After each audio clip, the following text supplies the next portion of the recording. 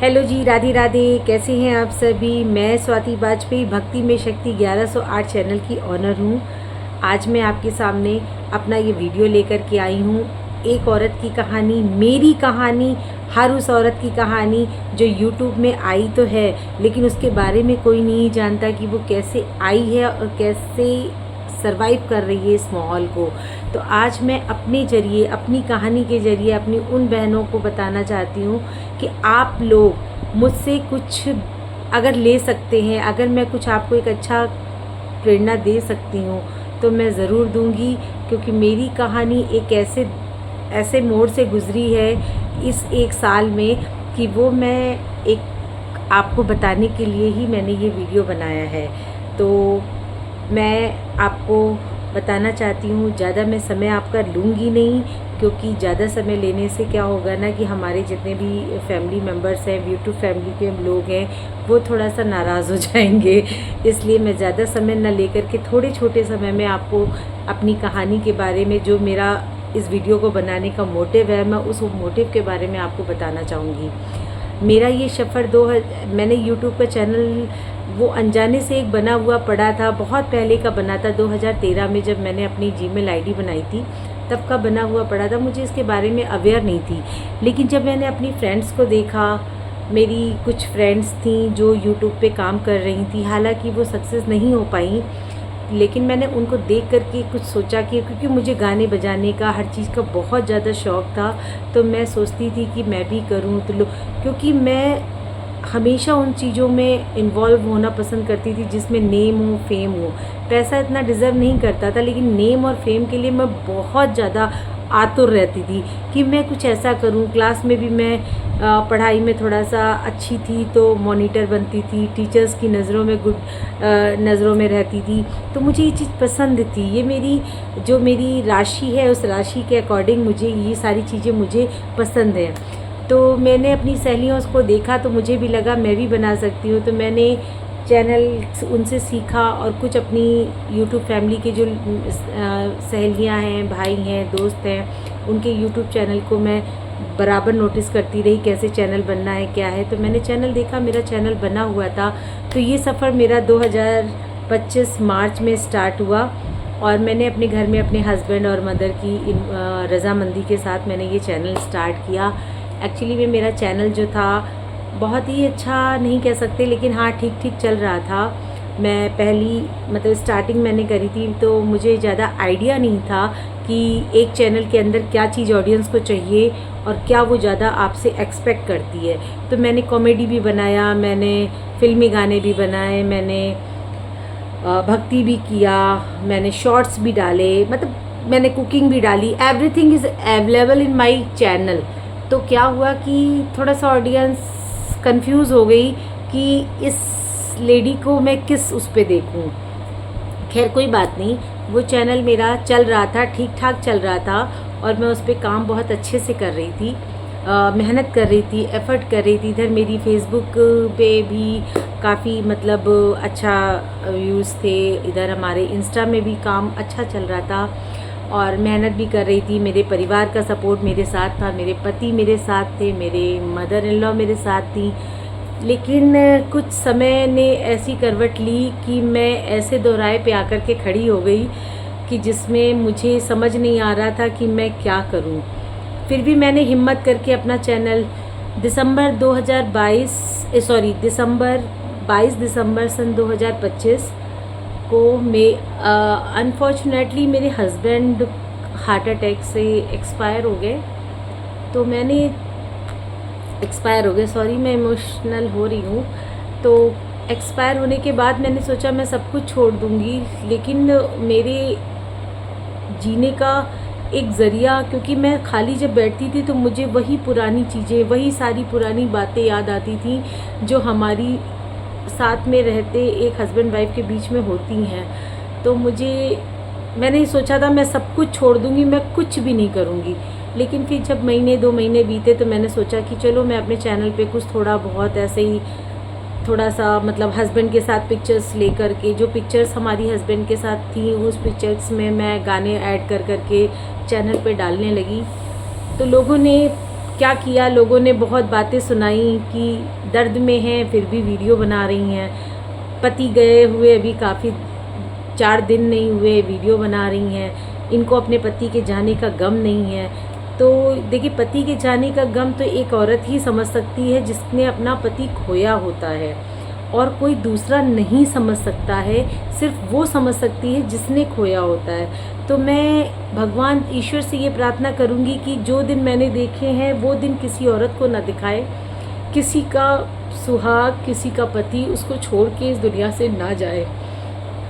तो मैंने बहुत कुछ झेलने के बाद मेरा चैनल लगभग मोनेटाइज के करीब पहुंच चुका था, लेकिन मैंने इन सब बातों पर आ करके मैंने अपने चैनल को डिलीट कर दिया, क्योंकि उस चैनल पे बहुत सारी मेरी यादें थी, मेरे पति की यादें थी उस चैनल पे, मैं उनके साथ वीडियोस बनाई थी, तो वो सारी चीज़ें मेरी थी। लेकिन फिर भी मैंने अपने दिल को कड़ा करके मैंने अपने चैनल को डिलीट कर दिया। मैंने फेसबुक पे काम करना बंद कर दिया, मैंने इंस्टा में भी कोई भी मतलब रिएक्ट नहीं किया, कुछ भी एक्टिविटी नहीं करी। उसके बाद फिर जब मैंने ये सारी चीज़ें बंद कर दी, बंद करने के बाद मैं 1 महीने डिप्रेशन में चली गई थी। मुझे लगा था मैं उनके जाने के बाद मैं भी अपने आप को कुछ कर लूँ जिससे कि मैं उनके पास चली जाऊँ। तो मेरे पास ना जाने का एक रीज़न था, मैं जा इसलिए नहीं पाई क्योंकि मेरे 2 बच्चे हैं, एक 16 साल का है, एक 12 साल का है। तो एक माँ को बहुत कुछ सोचना पड़ता है अपनी ज़िंदगी के फ़ैसले लेने के लिए। तो मैंने वही फ़ैसला लिया कि मुझे अपने बच्चों के लिए जीना है, मुझे उनके लिए जीना है, मुझे अपनी मदर इन लॉ के लिए जीना है, क्योंकि उन्होंने भी कुछ खोया है, मेरे साथ साथ उन्होंने भी बहुत कुछ खोया है। तो मुझे उनकी प्रेरणा, उनकी हिम्मत, उनकी ताकत बनना है। तो इसलिए मैंने फिर से अपनी लाइफ को, मैं पूरा दिन ऑफिस से आने के बाद रोती रहती थी, पड़े कहीं इधर रो रही हूँ, कहीं उधर रो रही हूँ। हाँ, मैं हमेशा उसी चीज़ को, काम कितनी देर का होता है, काम ख़त्म हो गया बस मैं इमोशनल हो गई, मतलब फ़ोन से मैंने अपने आप को बिल्कुल दूर कर लिया था। लेकिन फिर मैंने सोचा ये लोग हैं, ये हर तरह से कहेंगे। अगर आज आपने सब कुछ छोड़ दिया है फिर भी आपको कहेंगे कि इनका कहा, लोगों ने ये चीज़ बोली, इनका तो गम ही नहीं ख़त्म हो रहा है, इनका गम नहीं ख़त्म हो रहा है। यार, ये गम नहीं होता है, ये घाव होता है जो कभी नहीं भरता है, कभी भरता ही नहीं है। किसी के कहने से, सुनने से कोई फ़र्क नहीं पड़ता था मुझे, लेकिन फिर भी जब मैं बातें किसी के द्वारा किसी से सुनती थी तो मुझे बहुत हार्ड फील होता था कि मैं क्या करूं, कैसे इनको जवाब दूं। फिर मैंने बहुत कुछ सोच करके फिर मैंने यूट्यूब में अपना काम फिर से चुपचाप किया, मैंने किसी से नहीं कुछ बोला। पहले चैनल के लिए तो मैं सबसे बोलती थी मेरे चैनल को सब्सक्राइब करो, लाइक करो, कमेंट्स करो, मेरी लाइफ पे आओ।